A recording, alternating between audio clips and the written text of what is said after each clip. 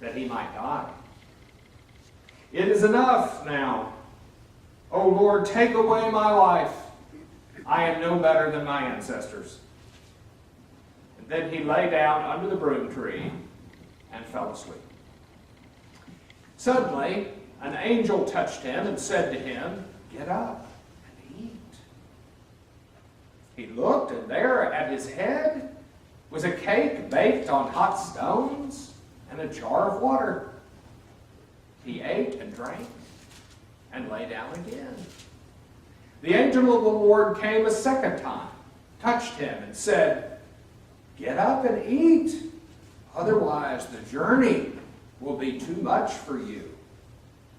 He got up and ate and drank, and he went in the strength of that food 40 days and 40 nights to Horeb, the mount of God. And at that place he came to a cave and spent the night there. And the word of the Lord came to him, saying, "What are you doing here, Elijah?" He answered, "I have been very zealous for the Lord, the God of hosts. For the Israelites have forsaken your covenant and thrown down your altars and killed your prophets with the sword. And I alone am left, and they are seeking my life to take it away." He said, "Go out and stand on the mountain before the Lord, for the Lord is about to pass by." Now there was a great wind, so great that it was splitting mountains and breaking rocks in pieces before the Lord. But the Lord was not in the wind. And after the wind, an earthquake. But the Lord was not in the earthquake. And after the earthquake, a fire. But the Lord was not in the fire. And after the fire, the sound of sheer silence. When Elijah heard it, he wrapped his face in a mantle and went out and stood at the entrance of the cave. And then there came a voice to him and said, "What are you doing here, Elijah?" And he answered, "I have been very zealous for the Lord, the God of hosts. For the Israelites have forsaken your covenant, thrown down your altars, and killed your prophets with the sword. I alone am left, and they are seeking my life to take it away." And then the Lord said to him, "Go, return on your way to the wilderness of Damascus, and when you arrive, you shall anoint Hazael as king over Aram. And also you shall anoint Jehu, son of Nimshi, as king over Israel. And you shall anoint Elisha, son of Shaphat, as prophet in your place. And whoever escapes from the sword of Hazael, Jehu shall kill. And whoever escapes from the sword of Jehu, Elisha shall kill. Yet I will leave 7,000 in Israel, all the knees that have not bowed down to Baal, and every mouth that has not kissed him." What a story, huh? Who was Elijah? And why did he find himself in such dire straits? Well, God raised up Elijah in the 9th century BC to attack and to eradicate the worship of pagan gods in the 10 northern tribes of Israel. You see, wicked King Ahab and his consort Jezebel had promoted the worship of a fertility god called Baal, an old Canaanite god, along with his divine wife, Asherah. And the worship of Baal and Asherah was supposed to guarantee the regularity of rain, which of course was crucial for the crops and the livestock, and therefore for the humans. Elijah's work began by showing Israel that it was not the worship of Baal that brought the rain, but rather it was the true God, Yahweh. And Yahweh gave the keys of rain to his faithful prophet Elijah. So the story of the audacious prophet begins by his announcement to King Ahab that there wouldn't be any rain in Israel except at the command of Elijah. Sure enough, no rain. And of course, Elijah's bold claim made him a persona non grata in the eyes of the powers that were, namely Ahab and Jezebel. But God took good care of his prophet. First of all, he sent him into hiding at a wet weather stream called Kerit. And there, Elijah naturally had water, and God ordained ravens to bring him bread and meat every morning and every night. Talk about room service. But soon, the brook dried up. And then God directed Elijah to go to a place in modern Lebanon near the city of Sinai. This was in the heart of the worship of Baal. But even there, God had control of the rain. And so God appointed a widow to take Elijah in and to feed him. But of course, she also was desperate because of the famine. But don't you remember the miracle that Elijah performed? Elijah promised that her canister of flour and her jug of cooking oil would continuously replenish themselves miraculously until the famine was over. Wouldn't it be nice to have a canister like that? Yes, sir, God took good care of his prophet and of the people that his prophet favored. And then in the third year of the famine, God announced to Elijah that he was about to send rain. So Elijah challenged Ahab and some 450 prophets of Baal and some 400 prophets of Asherah to a contest on Mount Carmel, located in northern Israel near the Mediterranean Sea. You know the story. Despite the best efforts of the prophets of Baal for an entire day, they couldn't get their God to send down lightning to consume the beef that was on their altar. Then Elijah laid his meat on the altar of Yahweh, which he had repaired. And as soon as he prayed, the lightning consumed the meat as well as all the water that Elijah had poured all over his altar. Now, Elijah has the support of the citizens. So they chased down and killed all the prophets of Baal. Next, Elijah tells Ahab that torrential rain is on the way, and that he had better jump in his chariot and take off from Mount Carmel and go down to his palace in the city of Jezreel. Elijah, energized by his victory and by God's Spirit, ran ahead of Ahab's chariot all 17 miles down to the city of Jezreel. Was Elijah on a high or what? But, you know, highs can quickly descend into lows, can't they? And that brings us to our text today. On the very day of Elijah's triumph, enraged Jezebel sent a blood-curdling message to Elijah. Prepare to die. Within 24 hours, you'll join the prophets of Baal that you just mowed down.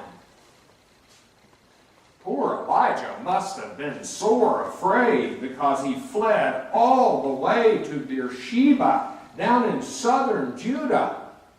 That's a trip of more than 110 miles.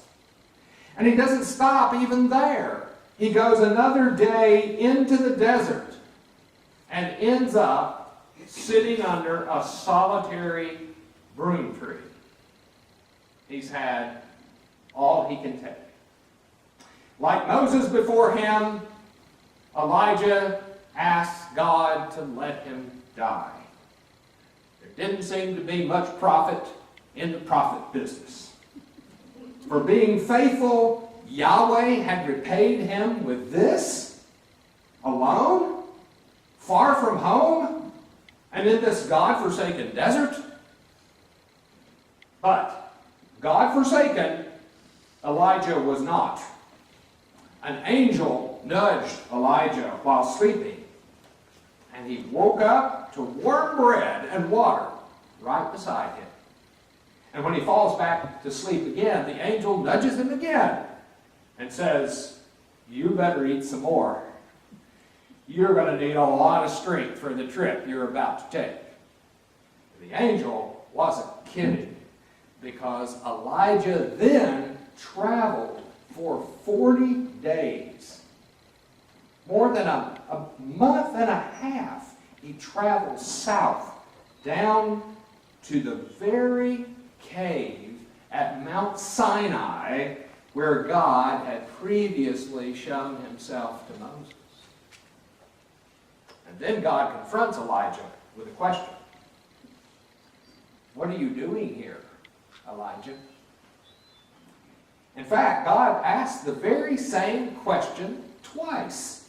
Once before and once after God had passed by Elijah in the cave.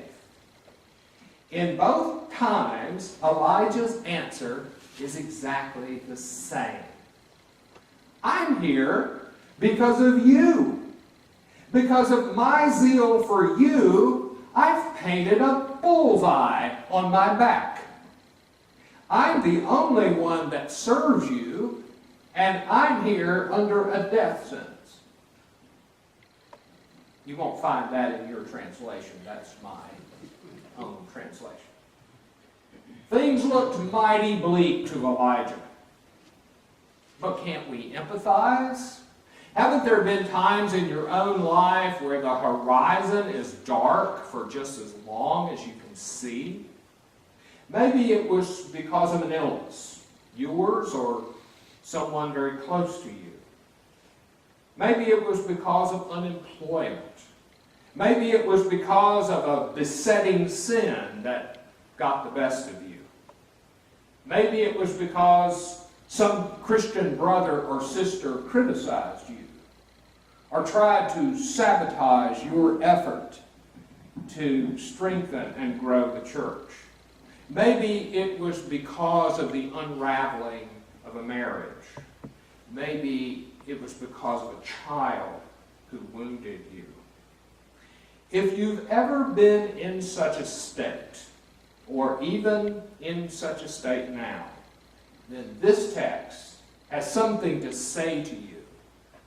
Put your ear up close and listen carefully. First of all, regardless of how you feel, God really is with you. It took a long trip to Mount Horeb, another name for Mount Sinai, for Elijah to realize this. In his mercy, God made his presence felt to Elijah while he was in that cave. But it didn't happen in the way we might have expected. Oh yes, there were pyrotechnics. There was a tornado, an earthquake, and fire. But God was nowhere to be found in any of them. Finally, however, Elijah sensed the presence of God in the sound of silence, to use the title of an old Simon and Garfunkel song. The Hebrew text calls it the sound of a quiet calm. It was then and there that Elijah knew that God was really with him. Now it's up to God, of course, to decide how and when he will make his presence felt among us. But so many believers over the centuries have experienced God's presence in isolation and in quietness. Sometimes we have to turn off the noise of our lives in order to discover and to sense that God really is with us all the time, just as God never abandoned Elijah. Secondly, you're not alone. Poor Elijah must have been surprised to hear from God himself that there were thousands, 7 to be precise, that like Elijah had never bowed the knee to or kissed the idol of Baal. Elijah thought he was the only one. God says, no, there's 7,000 others. And neither are you alone. Whatever your struggle, whatever your discouragement, there are untold multitudes who know your pain. There are masses of people who have reaped trouble for their service to Christ and his gospel. And it's not that we want other people to share in our discouragement, our sense of isolation, or the fragility of our hope, but it is somehow encouraging to know that we're not alone, that we're not as isolated as we sometimes feel. And thirdly, God has work for you. After Elijah pours out his soul at the mouth of the cave, Yahweh says, you can't just wallow in self-pity. I'm with you. You're not alone. Many others share in your struggle. And finally, I've got more work for you to do. You've got to travel up to Syria to anoint a new king up in Syria. And then after that, I want you to go and anoint a new king for Israel. And then after that, I want you to go and mentor and anoint Elisha as a prophet in your place. Now that I've assured you of my presence and my aid, then get on with your new assignments. And perhaps there is a word from the Lord for us here also. Maybe instead of spending lots of time and emotional energy nursing our own woes, we should look outward. Look for the people who need our help. Perhaps there are people here at Locust Street who need some time and some attention. Perhaps you have relatives that need your help. Perhaps there are people in your neighborhood.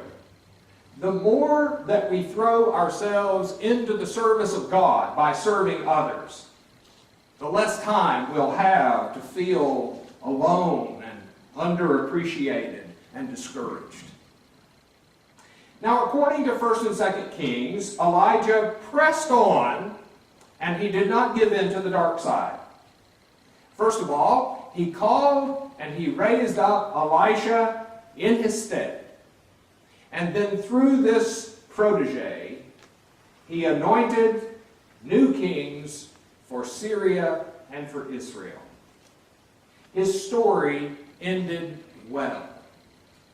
He faithfully completed the race that was set before him. Now, how about your story? It's being written now. Let's follow the example of Elijah. Realize that God is with you and that many other people know exactly what you're going through. And then finally, let's leave the cave and get on with our new assignments. Amen. We're now going to sing Song 169 as a song of encouragement. The God that Elijah served, centuries later, revealed himself decisively and fully in his Son, Jesus Christ. And it is in Jesus Christ that God is in the process right now, even as I speak, of saving us from sin and from death. And this God wants to save you as well. If you're not part of the people of God, then we encourage you to join us because God is saving his people. If you're here and you have any other spiritual needs that you need to make public to the congregation, prayers if you need to request prayers for any reason, for any of those things, we encourage you to come forward to the front of the building while we sing this invitation song. Will you be standing?